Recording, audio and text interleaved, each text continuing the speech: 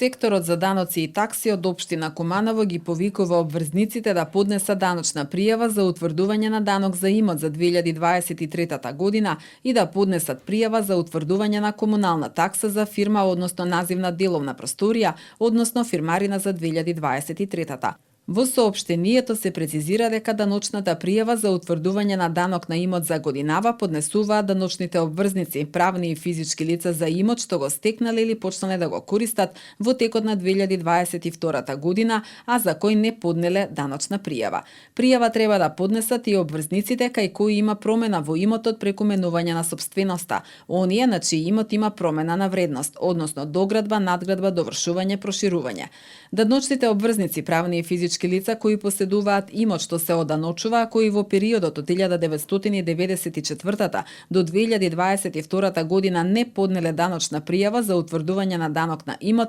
треба да поднесат и пријава. Даночна пријава се поднесува до општина Куманово, односно сектор за даноци и такси, на чие подрачје се наоѓа имотот најдоцна до 31 јануари годинава.